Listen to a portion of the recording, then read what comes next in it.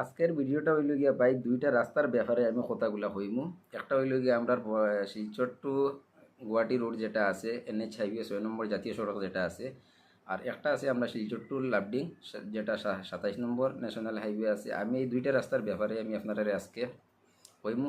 ভিডিওটা আপনারা সম্পূর্ণ মানে শুরু থেকে শেষ পর্যন্ত দেখবা, কারণ হইল গিয়া আমি ভিডিওগুলা বানাই আপনারা সেবার লাগিয়া, যাতে আপনারা সুবিধা মতো মনে করো ট্রাভেল করতে পারেন বা রাস্তায় যাতায়াত করতে পারেন। ও ক্ষেত্রে আমি আজকে ভিডিওটা বানাই। আর কারণ হইল কি আমরা বেশিরভাগই সুবিধা আমরা মানে সহজ মনে করি, যেটা মেঘালয় রুট যেটা আছে, মেঘালয় আমরা শিলং হয়ে আমরা যাইতে গুয়াহাটি পছন্দ করি বেশি। আর আমরা হাফলং রোড যেটা আছে এটা আগে কিছু ঝামেলা আসলো বা উগ্রমন্ত্রী এই যন্ত্রণা আসলো আগে, এই কারণে মানে আমরা প্রায় মানুষ আছি এই রাস্তায় দিয়ে আমরা যাওয়া আওয়া করি না।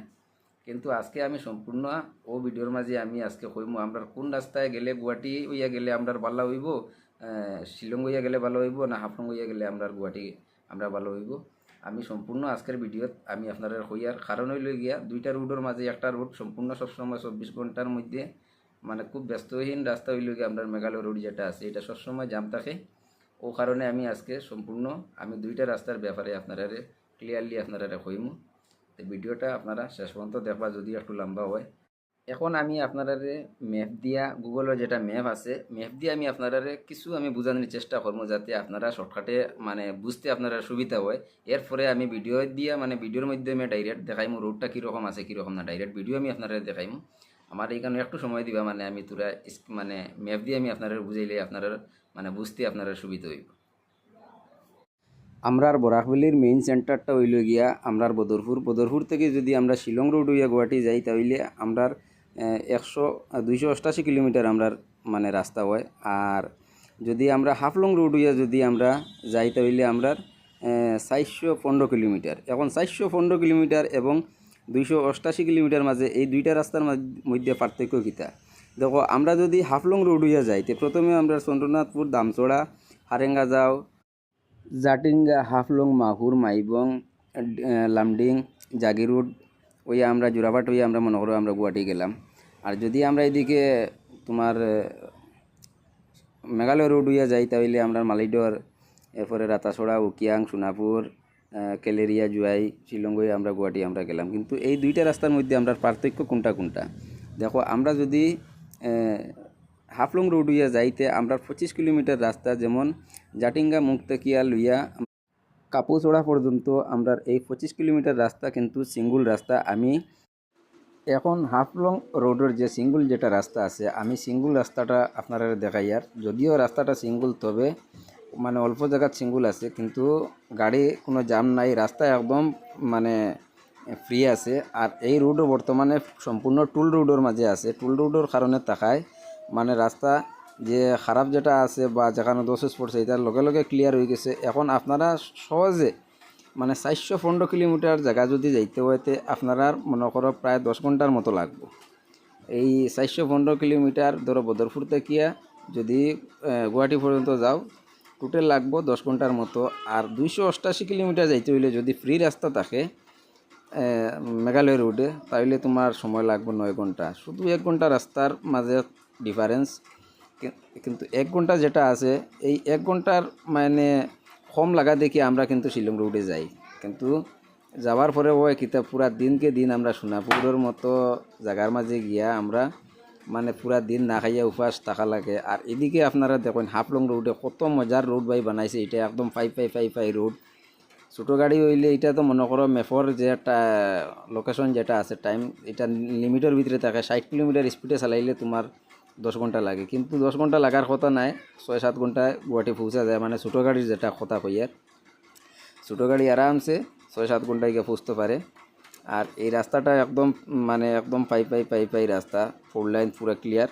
শুধু এই জাটিঙ্গাতে গিয়া কাপুচড়া পর্যন্ত এই রাস্তাটা এখনও তোরা ছোটো রয়েছে, কিন্তু ছোটো হইলেও রাস্তা বালা আছে। আপনারা আমি একটাও পরামর্শ দিব, মনে করো মেঘালয় রোড যেটা আছে এটার থেকে মানে আমরা হাফলং রোডে গেলে এটা আমরা আসামে যায়, অন্য কোনো স্টেটও হইলে নম্বর ঢুকতে লাগে না। যেরকম ভাই মেঘালয় রোডে গেলে টুল রোড আছে, শুধু লুমসুলুম টুলগেটটা বন্ধ হয়েছে রাস্তা খারাপের কারণে, কিন্তু বাকি টুলগেটটা চালু আছে। টুলগেট যখন আমরা দিয়া যাই আর টুল ট্যাক্স আমরা যখন দিয়া যাই আর তখন আমরা মেঘালয়ে যেতাম, কেন আমরা আসামের দিকে যাই না। মনে করো আমরা আসামের দিকে গেলে এখানেও অন্য স্টেটও ঢুকতে লাগে না, একদম আরামসে ক্লিয়ার রাস্তা, ফ্রি আরামসে যাইতে লাগে, যাওয়া যায়। আর এই রাস্তায় কিছু গাড়ি যদি চলাচল করা শুরু হয়, মনে করো বেশি কিছু ওই রাস্তার থেকে যারা গুয়াহাটি যাইতো বা ছোটো গাড়ি যেগুলো আছে এগুলো জামো ফাঁসার থেকে ভাই আমার তো মনে হয় ওই রাস্তা দিয়ে যাওয়াটাও ভালো। এখন আমি যে আপনারা কইছিলাম মনে করো দুইটা রাস্তার মধ্যে ভাই পার্থক্য কিটা। এখন যদি আপনারা হাফলং রোড হইয়া যান তে মনে করো একটু গাড়িত মানে ডিজেল পেট্রোল একটু বেশি লাগবো, কারণ কিলোমিটার যখন বেশি একটু রাস্তাত বেশি খাইব। আপনারা যদি মানে কিলোমিটার হিসাব করেন 415 থেকে 288 যদি বাদ দিলে 127 কিলোমিটার রাস্তা এখন কিন্তু শিলং রোডও অতটুকু তফাৎ। 127 কিলোমিটার রাস্তাত মনে করো যে চলে মানে একটু ডিজেল কম খাইব, একটু পেট্রোল কম খাইব। এর লাগিয়ে মানুষও মনে করো এই মেঘালয় রোডে দিয়ে যাওয়াটা পছন্দ করে। কিন্তু এই পছন্দ করাটা বাই যদি রাস্তা পুরা ক্লিয়ারলি হয়, রাস্তাটা বালা হয়, তখন আপনারা মানে শিলং রোডে আপনারা যাইতে কোনো অসুবিধা নাই, আপনারা যাইতে পারবা।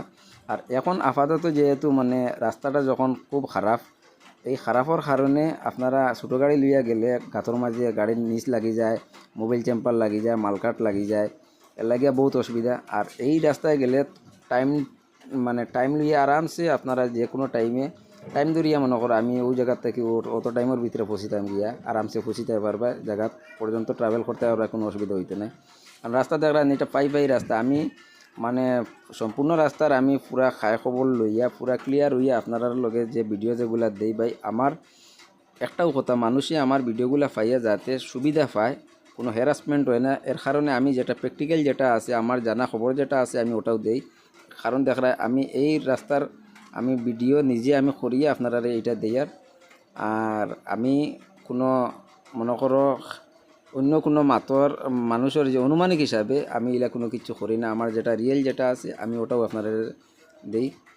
আর আজকের ভিডিও ভাই আমি একটা ভিডিও করতে সময় এগুলা জায়গা আমি ঘোরাফেরা করতে লাগে, বহুত জায়গায় যাইতে লাগে, এর কারণে ভিডিও বানাইতে ভাই বহুত কষ্ট হয়। আপনারা আমার সাপোর্ট করেন, আপনি আপনারা সবসময় হেল্প করিয়া যাইমু ওরকম। পেজও যদি নতুন থাকেন পেজটারে ফলো করবা, আর ইউটিউব চ্যানেলও যদি নতুন থাকেন তাইলে চ্যানেলটারে সাবস্ক্রাইব করবা। ভবিষ্যতে আরও আমি এইরকম ভিডিও আপনার লগে আমি নিয়ে আইম।